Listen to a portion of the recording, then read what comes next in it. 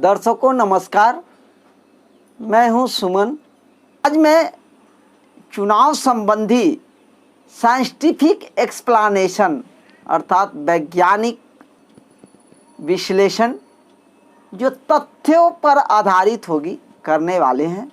बिहार एक ऐसा राज्य है जहां का चुनाव जातीय आधारों, धार्मिक आधारों अर्थात कास्ट एंड क्रीड पर होता रहा है। साथ ही चुनाव में भाई भतीजावाद, वंशवाद, परिवारवाद यह सब भारतीय लोकतंत्र के लिए खतरा है और बिहार का अभी तक इससे नहीं उबर पाना अत्यंत दुर्भाग्यपूर्ण है और बिहार के विकास में सबसे बड़ी बाधा भी है। इसीलिए आज मेरा दर्शकों से, बिहार की जनता से भी अपील होगा और वह अपील मूल्यवान होगा और वह आपकी हितों की ही रक्षा करने वाला है। इसीलिए आप गंभीरता से इस विश्लेषण को अंत तक सुने, बहुत कुछ इसमें मिलेगा। इन दिनों चुनाव सेवा के बदले कमाई का बहुत बड़ा जरिया हो गया है, बन गया है। स्वाभाविक भी है, जब नेता पैसे देकर टिकट को खरीदेंगे, पैसे के बलबूते चुनाव जीतेंगे, तो चुनाव जीतने के बाद उनका प्रथम मकसद चुनाव में किए गए खर्च की उगाही करना होगा और यहीं से शुरू होता है भ्रष्टाचार का खेल, धनासेठ बनने का खेल, पूंजीपति और बड़े व्यक्ति बनने का खेल, ताकि पुष्ट दर पुष्ट उनकी सत्ता बनी रहे। भ्रष्टाचार रोकने के लिए सबसे पहले ईमानदार नेतृत्व और स्वच्छ प्रशासन की आवश्यकता होती है। लेकिन भ्रष्टाचार में दोनों ही अर्थात शासन एवं प्रशासन संलिप्त हो तो धरातल पर विकास का उतरना असंभव हो जाता है। लेकिन भ्रष्टाचार रोकने में ईमानदार नेतृत्व की आवश्यकता ज़्यादा होती है। अर्थात यूँ कहूँ कि यदि नेतृत्व ईमानदार हो तो भ्रष्टाचार की गुंजाइश बहुत कम हो सकती है, मामूली हो सकती है, उस पर काबू और नियंत्रण पाया जा सकता है। क्योंकि ईमानदार नेतृत्व के लिए ही चुनाव की आवश्यकता होती है। अगर नेतृत्व ईमानदार होगा तो प्रशासन भी स्वयं ईमानदार बनता जाएगा। इतना ही काफी नहीं है, लोगों तथा मतदाताओं को भी अपना अधिकार और कर्तव्य समझना होगा। सरकारी योजनाओं को सरजमी पर उतारने के लिए, योजनाओं को निष्पादित कराने में लोगों को सहयोग देना होगा। आम लोगों से मेरा मतलब संपूर्ण सामाजिक लोगों से है, उनको लाभ मिले तथा भ्रष्ट राजनीतिज्ञों, भ्रष्ट पदाधिकारियों, उनके गुर्गे या गैंग को ठिकाने लगाने की आवश्यकता है। दर्शकों, भ्रष्ट राजनीतिज्ञ राजनीति में प्रवेश न कर पाए, इसका भी ख्याल हम जनता को ही रखना पड़ेगा और इसका भी दायित्व बोध हम जनता को ही होना चाहिए।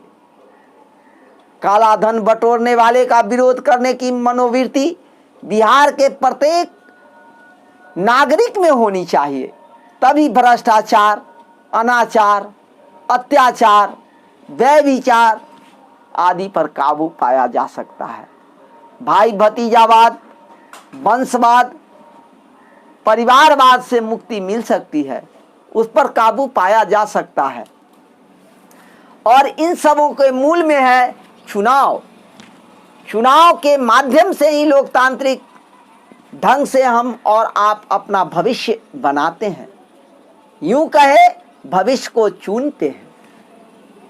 चुनाव के द्वारा ही आप अपने नेताओं को मुख्यमंत्री तथा प्रधानमंत्री के पद तक पहुंचाते हैं। यहीं से सबसे बड़ा यक्ष प्रश्न शुरू हो जाता है कि हम कैसा नेता चाहते हैं, किस प्रकार के जनप्रतिनिधियों को चुनते हैं। आजकल अपने राज्य बिहार में चुनाव प्रक्रिया शुरू हो चुकी है। तरह तरह के नाटक, तरह तरह के आरोप प्रत्यारोप आप देख ही रहे हैं। सत्ता पाने के लिए टिकटार्थियों की भीड़ है, मारामारी है, आपाधापी चल रही है। यह परिस्थिति हर पार्टी में कमोवेश है। कुछ स्वार्थी नेता बरसाती मेढक की तरह कभी इस पार्टी में कभी उस पार्टी में कूद लगाकर किसी तरह सत्तासीन होने के जुगाड़ में साम दाम दंड भेद का प्रयोग करते नजर आ रहे हैं। कोई भी पार्टी या राजनीतिक दल इससे अछूता नहीं है, चाहे वह एनडीए हो या महागठबंधन या कोई क्षेत्रीय पार्टी। पूर्व में देखा गया है कि कई नेता ऐसे चुन लिए गए जो कहने को तो माननीय हैं, पर बाद में उनका बहुत ही घृणित चेहरा उजागर हुआ। किसी नेता पर घोटाले का आरोप, तो किसी पर बलात्कार का आरोप, तो किसी पर भ्रष्टाचार का आरोप, और ऐसे ऐसे आरोप नेताओं के कुकर्मों के चलते जनता ही लगाती है। अब सवाल यह उठता है कि ऐसे ऐसे कुकर्मी भ्रष्टाचारी नेता कहाँ से आ जाते हैं। ऐसा तो नहीं है कि अकस्मात आसमान से टपक पड़ते हैं। इन सब प्रश्नों का उत्तर क्या है? इसका सिर्फ एक ही उत्तर है दोस्तों, दर्शकों, प्यारे मित्रों, बिहार वासियों, देशवासियों, और वह उत्तर है मतदाता। इस राज्य की जनता जो अपने मताधिकार का प्रयोग करती है और अपना नेता चुनते हैं। प्रिय दर्शकों, डीकेपी न्यूज आपसे एक अनुरोध करता है कि नेताओं को चुनने वक्त आप कुछ बातों पर जरूर गौर करें, थोड़ा चिंतन करें और तब अपना मत किसी को दें। डीकेपी न्यूज आप दर्शकों से यह अपेक्षा करता है कि आप अपने राय से भी हमें अवगत करवाते रहें। दर्शकों, बिहार एक ऐसा राज्य है जहां चुनाव में जाति, धर्म एवं मजहबी गणित खूब चलता है। मैं बहुत पीछे तो नहीं जाऊंगा, परंतु आज जो चुनाव का स्वरूप हो गया है उसकी शुरुआत संभवतः 1990 के दशक से शुरू होती है। इस बार का चुनाव भी शायद इसी मुद्दे पर लड़ा जाने वाला है। वो मुद्दा है 15 साल बनाम 15 साल। 15 साल राजद के लालू प्रसाद बनाम 15 साल जदयू के नीतीश कुमार। आइए अब थोड़ी चर्चा दोनों सरकार के कामकाजों की भी कर लेते हैं। सबसे पहले राजद की चर्चा। दर्शकों, साल 1990 में लालू प्रसाद यादव एक सशक्त नेता के रूप में उभरे। चूंकि यहाँ एक बात ध्यान देने योग्य है कि लालू से पहले पूर्ववर्ती सरकार से लोगों का मोह भंग हो चुका था। लालू जी जयप्रकाश के आंदोलन से निकले हुए नेता थे। बिहार की जनता ने उन्हें सर आंखों पर बिठाया तथा सत्ता की चाबी लालू को सौंप दी, इस विश्वास से कि लालू प्रसाद समाज को और बिहार राज्य को एक नई दिशा देंगे, राज्य खुशहाली की तरफ बढ़ेगा, गरीबों को कामकाज मिलेगा इत्यादि। पूरे राज्यों में लालू प्रसाद की तूती बोलती थी। धीरे धीरे लालू प्रसाद पूरे देश में एक चर्चित व्यक्ति बन गए। यह सही है कि कांग्रेस के शासनकाल में एक विशेष समुदाय के लोगों की सुख सुविधाओं का ख्याल रखा जाता था। लालू जी ने गरीबों को, दलितों को, महादलितों को तथा पिछड़े वर्ग के लोगों को उठ खड़े होने की एक आवाज दी, चेतना पैदा किया। परंतु दुर्भाग्य से लालू लोगों के आशाओं, आकांक्षाओं एवं विश्वास पर खड़े नहीं उतर सके। स्वयं उन पर कई प्रकार के इल्जाम लग गए और अंततः लालू को जेल यात्रा करनी पड़ी। अब उनका पुत्र तेजस्वी यादव राष्ट्रीय जनता दल को पुनर्स्थापित करने का भरपूर प्रयास कर रहे हैं और उसकी कमान भी संभाल रहे हैं, लेकिन वे एक एक कर नेताओं का भरोसा खोते जा रहे हैं। यही कारण है कि आजीवन साथ निभाने वाले नेता स्वर्गीय डॉक्टर रघुवंश प्रसाद सिंह ने अंत समय में राजद के राष्ट्रीय उपाध्यक्ष पद से इस्तीफा तक दे दिया, लेकिन दुर्भाग्य से अब वे इस दुनिया में नहीं रह सके। जीतन राम मांझी, उपेंद्र कुशवाहा, मुकेश सहनी सरीखे कई दिग्गज नेता भी राजद छोड़ चुके हैं तथा तेजस्वी से उनका मोह भंग हो चुका है। कई आरोप प्रत्यारोप तेजस्वी पर लगा रहे हैं और नेतागिरी में ये सब चलते रहता है। आइए अब हम थोड़ी चर्चा नीतीश के 15 सालों के कामकाजों की भी कर लेते हैं। राजद के जंगल राज को खत्म करने, सुशासन का भरोसा, राज्य में कानून व्यवस्था को पुनः प्रतिष्ठित करने का भरोसा देकर नीतीश का पदार्पण हुआ। नीतीश आए, यह भी सही है कि नीतीश ने पूर्व के 15 सालों में ध्वस्त हुए कानून व्यवस्था को पटरी पर लाया, एक समृद्ध समाज बनाने की कोशिश की, राज्य में इंफ्रास्ट्रक्चर को काफ़ी बढ़ावा दिया, लोगों के विकास के लिए कई कार्य योजनाएं बनाई, विकास को धरातल पर उतारने का महत्वपूर्ण कार्य किया, दिशाहीन और व्यवस्था विहीन बिहार को पुनर्स्थापित किया। जिस जातीय घृणा को फैलाकर सत्ता बचाने और सत्ता हथियाने का घृणित खेल खेला जा रहा था, उस पर नीतीश ने बहुत हद तक काबू पाया। परंतु एक विडंबना नीतीश के शासनकाल में यह रही कि बिहार को बाढ़ के विनाश लीला से बचाने में कारगर साबित नहीं हो पाए। कानून व्यवस्था की बात करें तो यह कहा जा सकता है कि उन्होंने शुरुआती दौर में जिस प्रकार इसे संभाला, उसमें धीरे धीरे काफ़ी ह्रास होता गया। भ्रष्टाचार इनके राज्य में चरम पर बढ़ गई, अफसरशाही नंगा नाच करने लगे, अर्थात बेलगाम हो गए। इसके इक्के दुक्के अपवाद भी हो सकते हैं, इससे मैं इतर नहीं हूँ, दो राय नहीं रखता हूँ, लेकिन यह तय है जो दो बातें जो इनके राज में हुई, एक भ्रष्टाचार और एक अफसरशाही का नंगा नाच, वो चरम पर हुआ। परिणाम स्वरूप बिहार के विकास का पहिया धीमा पड़ गया। सड़क और बिजली के क्षेत्र में तो काफ़ी काम हुआ, लेकिन बेरोजगारी, शिक्षा, स्वास्थ्य को सुधारने में नीतीश सरकार फेल रही। अर्थात बिहार राज्य की सबसे बड़ी जो समस्या है वह बेरोजगारी की है, शिक्षा की है, गरीबी को है। इसे हर हाल में दूर करना होगा, क्योंकि काफ़ी लोग बिहार से पलायन इसी उद्देश्य से करते हैं और यही कारण है जो बिहार का जो विकास होना चाहिए वो नहीं हो पाता है और अन्य प्रांतों का विकास होता है। अभी आपने देखा कोरोना काल में काफ़ी संख्या में मजदूर का बिहार लौट कर आए, लेकिन उतनी ही संख्या में वे पुनः पलायन भी हुआ उनका। राजेंद्र नगर स्टेशन पर जाइएगा तो देखा नहीं जाएगा। जो सरकार यह दावा करती है जो 1 मीटर 2 मीटर की दूरी बनाइए, देह पर देह आदमी चढ़ा हुआ रहता है और उसको हम अलग से एक वीडियो में चर्चा करेंगे जो वहाँ का दृश्य कैसा रहता है। पूरा वो राजेंद्र नगर का जो गाड़ी लगाने वाला कैंपस है खाली रहता है, उसमें भी इस जनता को शरण नहीं दिया जाता है और सभी को बैरिकेटिंग कर बाहर घंटों चिलचिलाती धूप हो, बरसात हो और वो रोड पर खड़ी जनता देह पर देह पिसाती रहती है।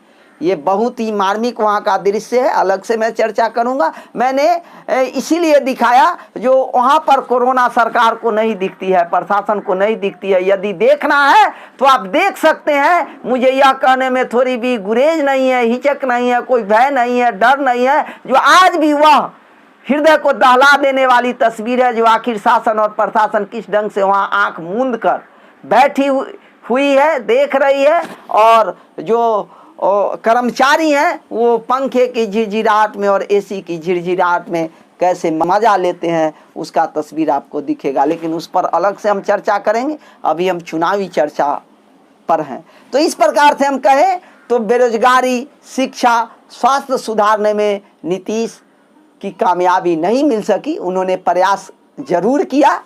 और दूसरी जो मैं सबसे बड़ी बात कहना चाह रहा हूँ, बीत रही शिक्षा